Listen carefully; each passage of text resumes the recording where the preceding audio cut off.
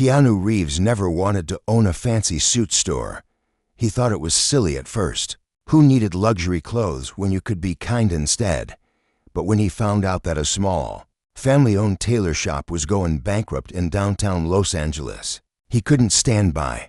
He had walked past that little store for years, watching the old tailor, Salazar, measure people's shoulders with careful, shaky hands. There was always something warm about the way Mr. Salazar treated each customer, like they were worth 1,000 kings. So when Salazar's son called him, desperate and embarrassed, Keanu did not hesitate. He bought the shop, paid the debts, and told the family they could stay and work if they wanted. They didn't have to worry about losing their tiny piece of pride in a city that swallowed small dreams. The news never made headlines. That was the way Keanu liked it. One rainy Tuesday morning, Keanu decided to drop by the shop. He wanted to pick out some new suits, maybe talk to Mr. Salazar about repairing the old leather couch that had a tear in the corner. He stepped inside quietly, the bell above the door chimming in that gentle way that always made him feel like he was stepping back in time. The smell of fresh linen, polished wood, and warm coffee wrapped around him like a blanket. The shop was small but elegant. Dark wooden shelves lined the walls, with suits hanging neatly, each one made by hand. There was a row of mirrors in the back, each one slightly worn around the edges. Keanu liked how nothing was too perfect. It reminded him that people were not perfect either, and that was beautiful. As he browsed through the jackets, his fingers brushing against the fine fabric, he could hear Mr. Salazar humming in the back room, probably stitching a hem or fixing a button. There were only two other people in the shop, two young men dressed in sharp clothes, the kind that looked expensive but tried too hard to impress.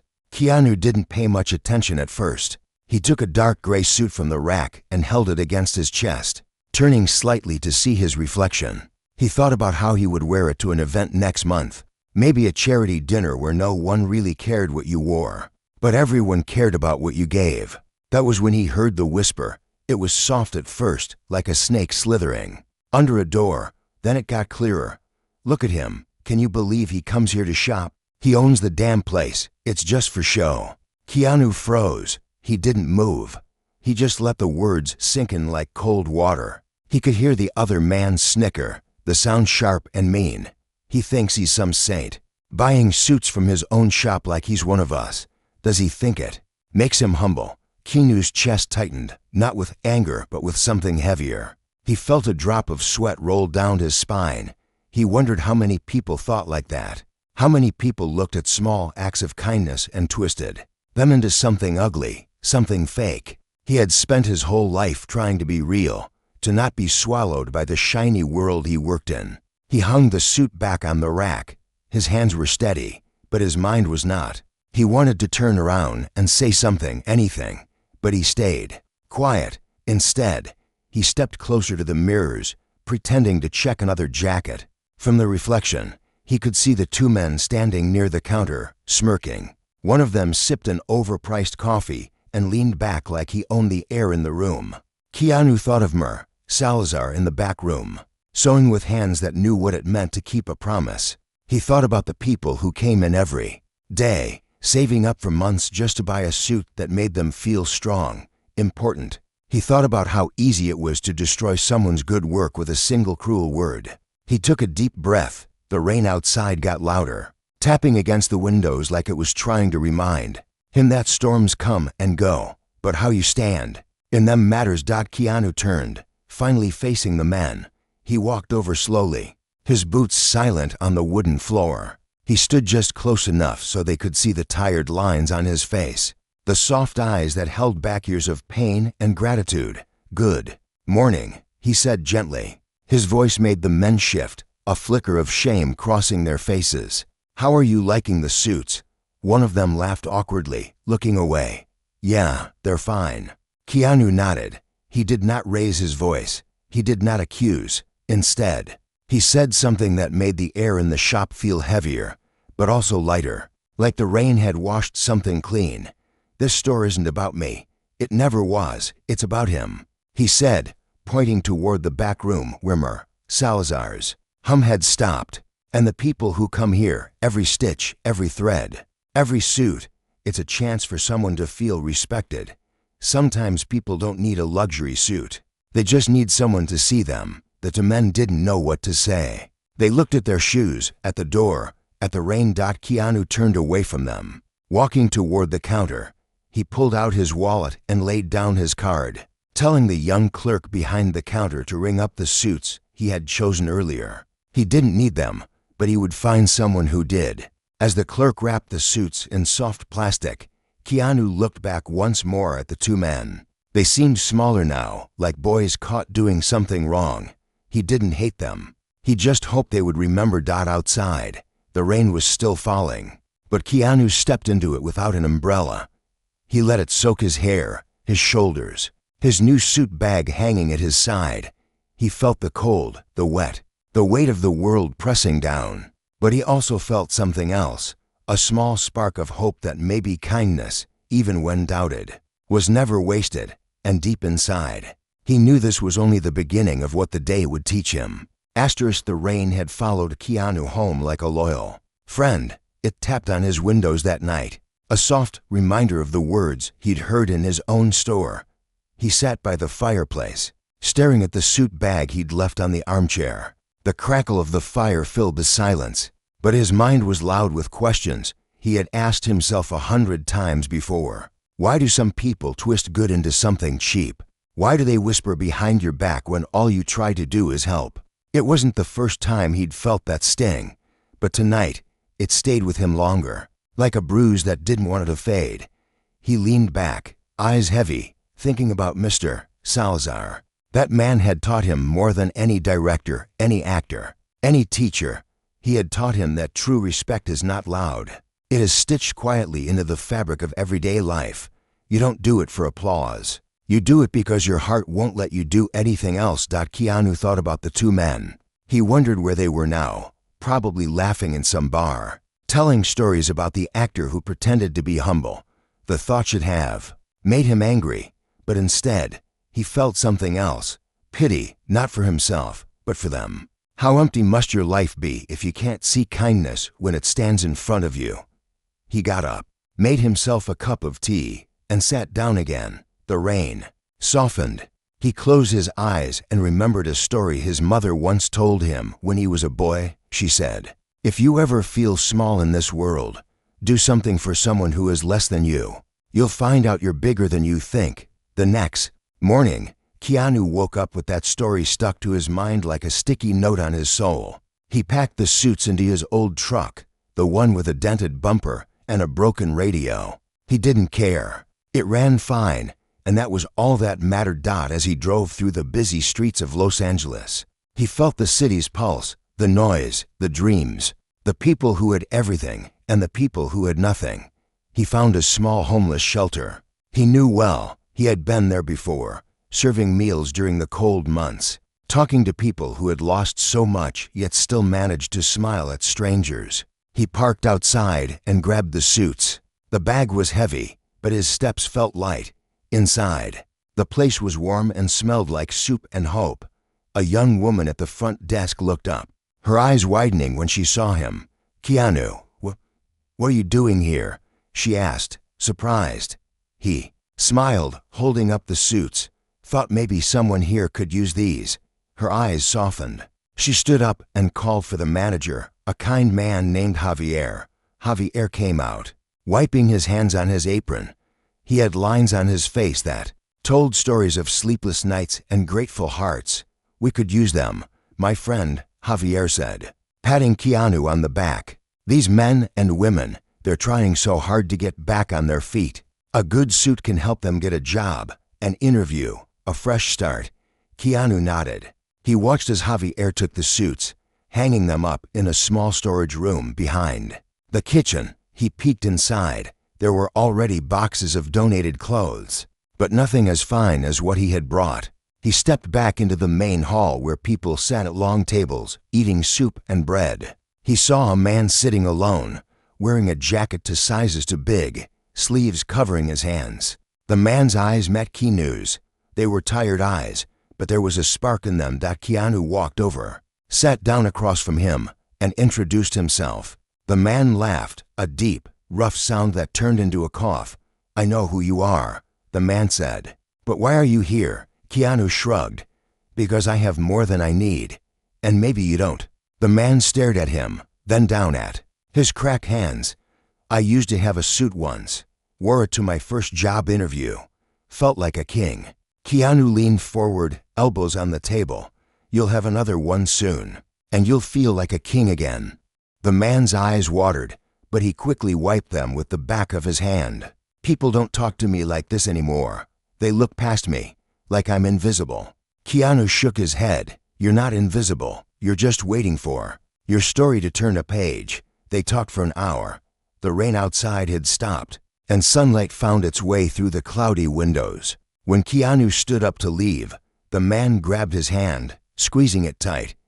"Thank you," he whispered. Keanu walked out into the morning light, feeling the warmth on his face. The city seemed quieter somehow, like it was listening to a lesson. It had forgotten as he got into his truck. He looked at the empty suit bag on the passenger seat. He thought about the two men in his shop, the ones who had mocked him. He didn't need to prove them wrong with words. He could do it with actions.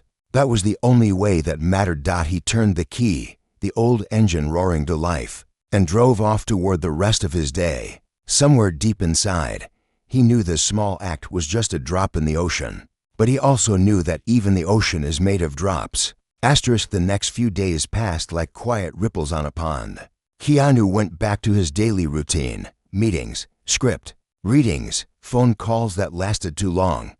But every time he glanced at his closet, he thought of that old suit bag and the man at the shelter who said he felt invisible. It clung to his thoughts like a shadow. One evening, just before sunset, he decided to stop by the shop again.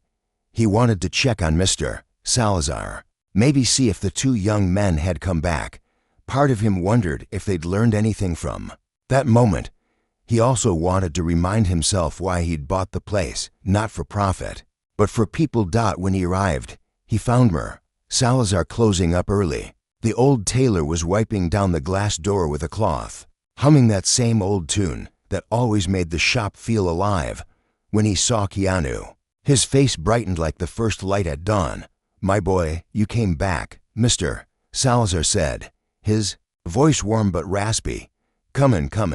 Keanu stepped inside. The place was tidy as always, suits hanging neatly, the wooden counter polished to a shine. He noticed a small stack of folded clothes by the register.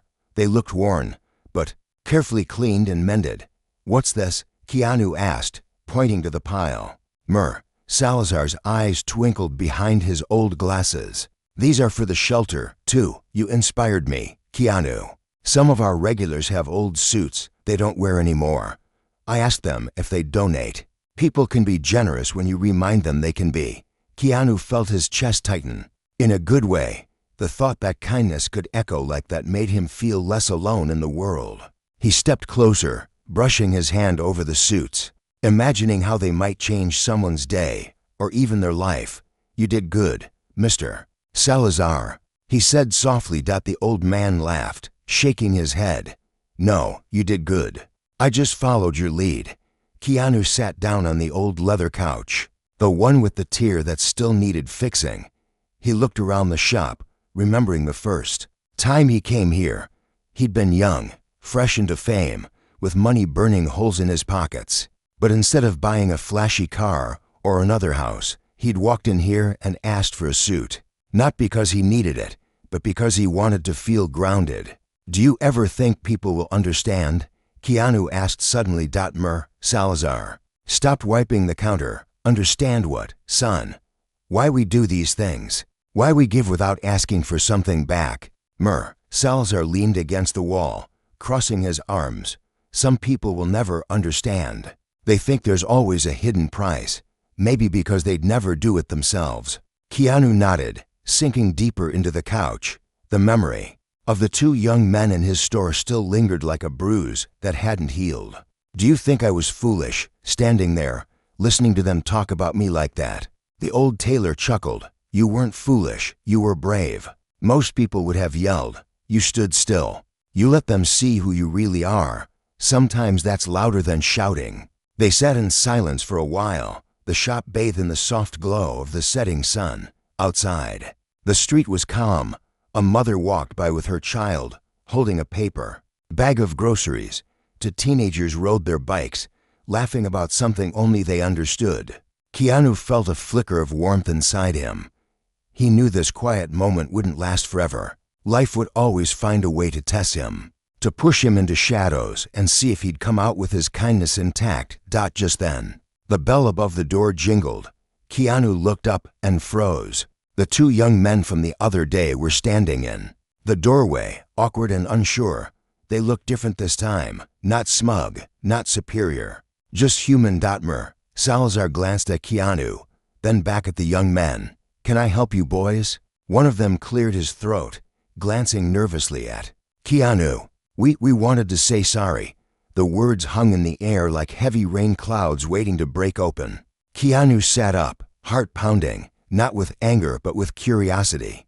He watched as the two men stepped inside, hats in hand, eyes darting around, like they were afraid to meet his. "We shouldn't have said what we did," the first man continued. "It was stupid. We were trying to be funny, but it wasn't." Keanu stood, his hands in his pockets. "Why now?" The other man swallowed hard. "We saw what you did at the shelter. My cousin volunteers there.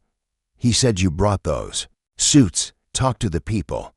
He said you sat with them like they were your equals." Keanu looked at Mr. Salazar, who smiled quietly but said nothing. The old man knew when to stay silent and let the world turn its own pages. "I didn't do it to prove you wrong," Keanu said.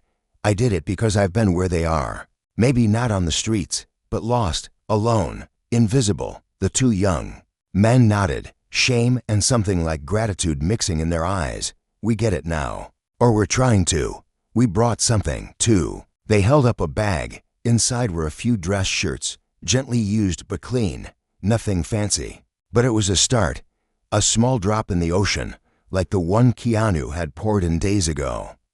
Salazar took the bag, his hands gentle as always. "We'll make sure these find the right home," he said. Keanu stepped forward, putting a hand on each young man's shoulder. They flinched, maybe expecting a lecture, but instead, he said, "Thank you. It matters. Every little thing matters." Outside, the streetlights flickered on, painting the windows with soft golden halos. The world didn't change in that moment. The storms outside still raged, people still whispered, and not everyone would see the truth. But inside that tiny shop, with its old couch and worn mirrors, three men learned that kindness, once planted, could grow in the most unexpected places. And for Keanu, that was enough to keep believing. The days after that meeting felt different. For the first time in a long while, Keanu felt something shifting, not just in the people around him, but inside himself. It was like the small apology from those two young men had patched a tear in his heart he hadn't even known was there. Sometimes, he realized, people do learn. Sometimes they change, but you have to stay long enough to see it. One Friday morning, he woke up before sunrise.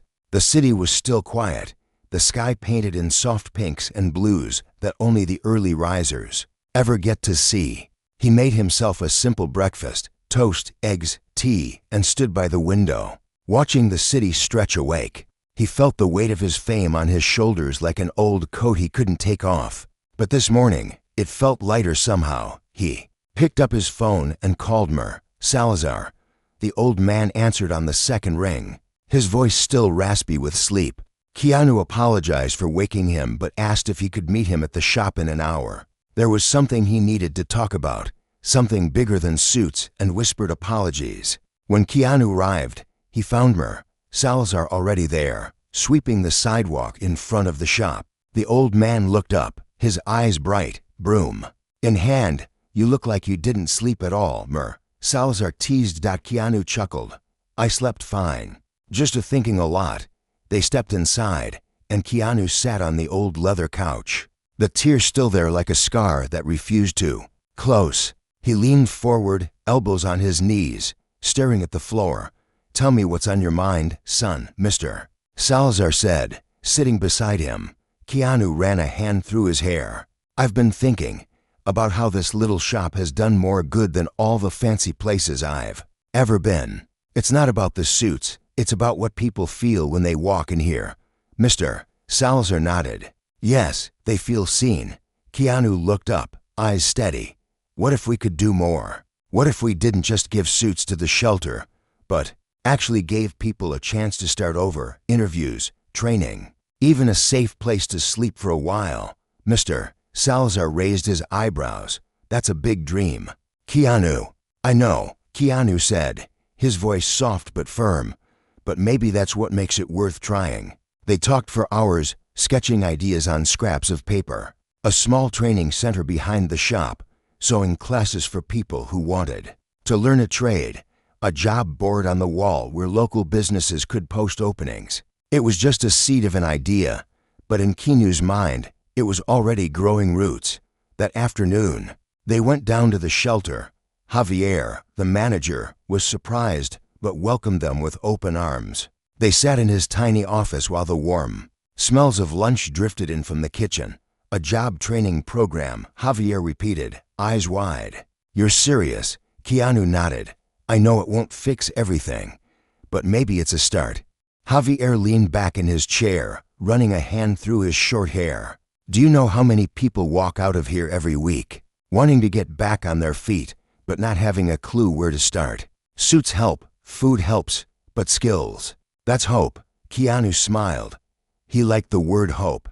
It felt right in his mouth, like something that should never get dusty on a shelf. Over the next few weeks, the plan started to take shape. Keanu called in favors from friends who owned restaurants, small shops, and even studios. They promised to offer jobs when they could. He spoke to a few local teachers who agreed to give basic classes on writing resumes and answering interview questions.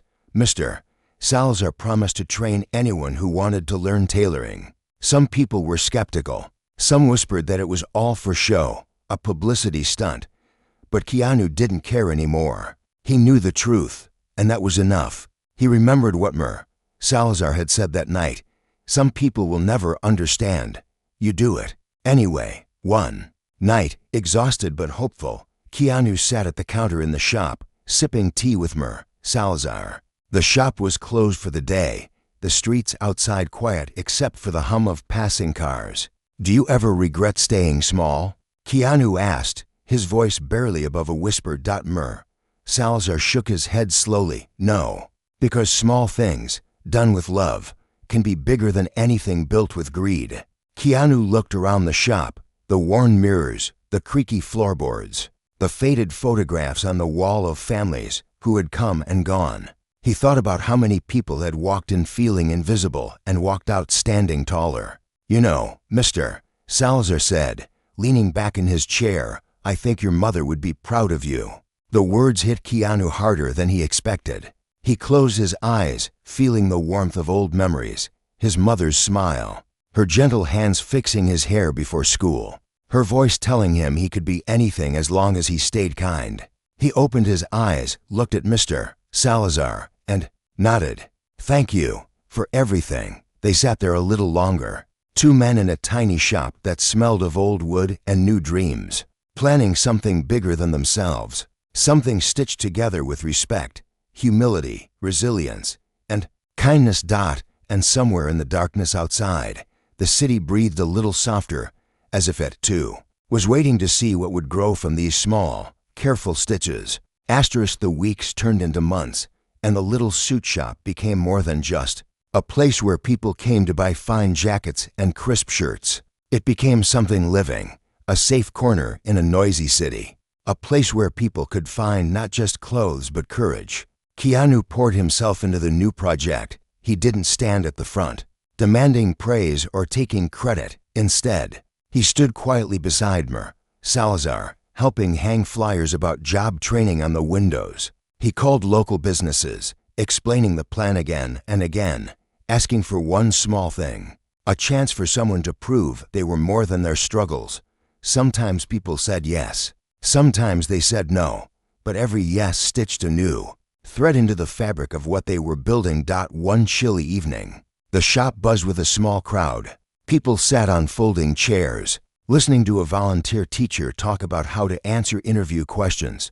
Some looked nervous, clutching paper resumes they'd written just that afternoon. Others looked hopeful, eyes shining in the soft light. And in the back, near the old mirrors, Keanu watched, his arms crossed loosely.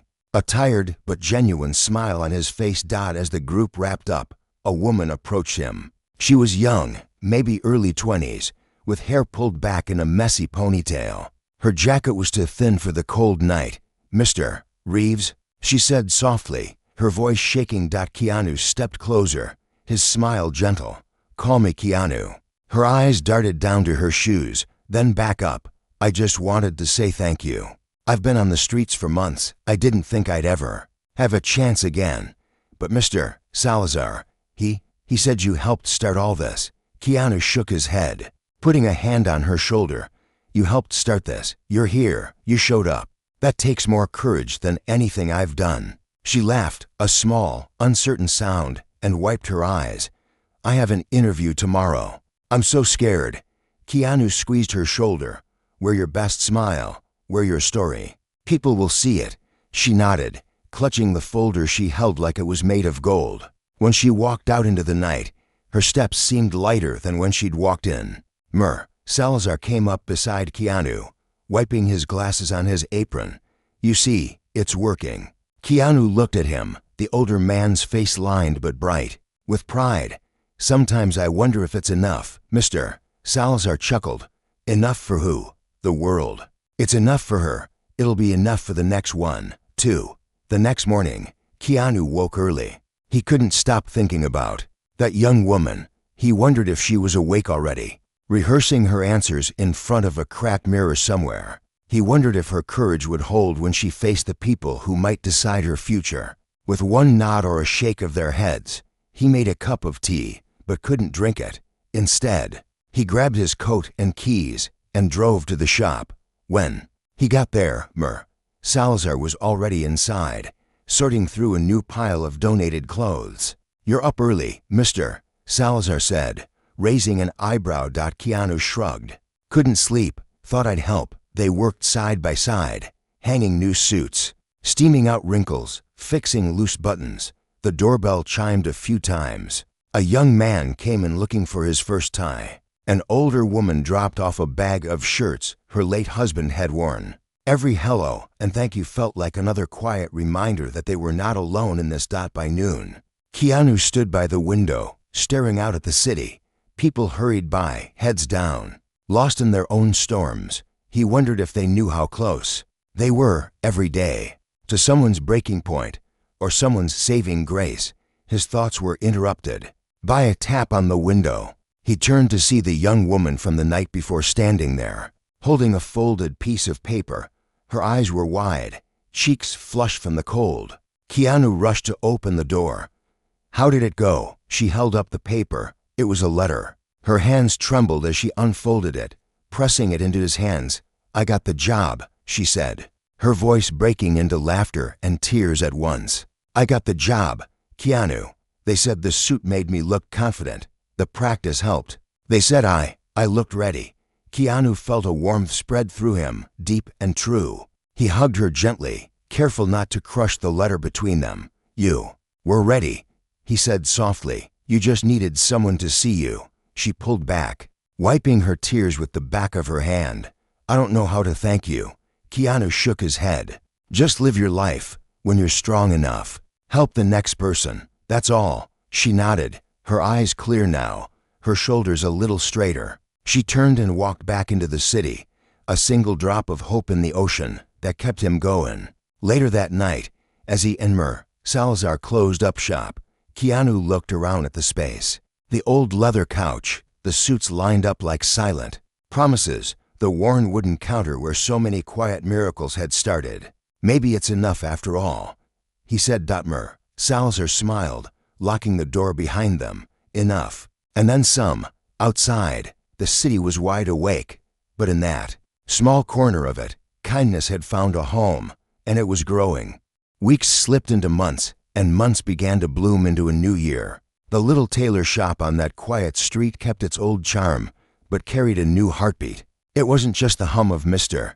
Salazar's sewing machine anymore. It was the laughter in the back room when someone learned to fix their first hem. It was the nervous chatter of people practicing interview answers. It was the steady rhythm of hope where once there had only been silence. Keanu made it a habit to drop in every chance he got, slipping in through the same old door with the gentle chime of the bell. Sometimes he just stood at the back, leaning against the mirrors, listening to people talk about their dreams, their worries, their plans. Sometimes he quietly filled out forms, fixed coffee for volunteers, or taught someone how to tie a tie. He felt like a small thread in the larger fabric now, not the star, not the hero, just part of something that made sense. One rainy afternoon, as the street outside turned into shiny rivers, Keanu sat with Salazar in the back room.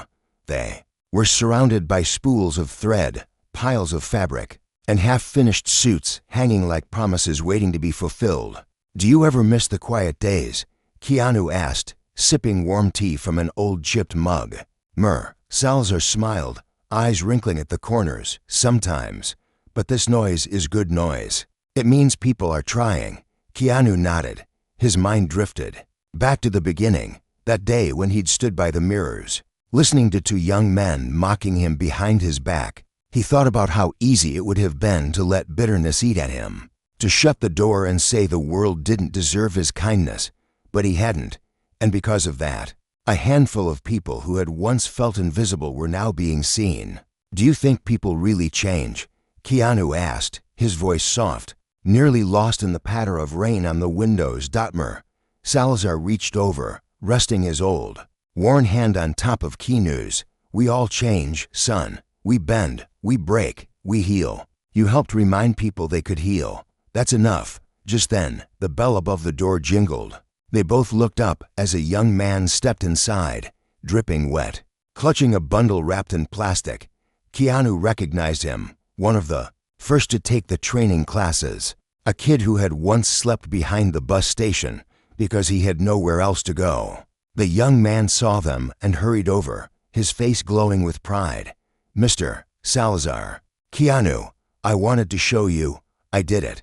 He unwrapped the bundle carefully. Inside was a suit, not made by Mr. Salazar's hands but by his own.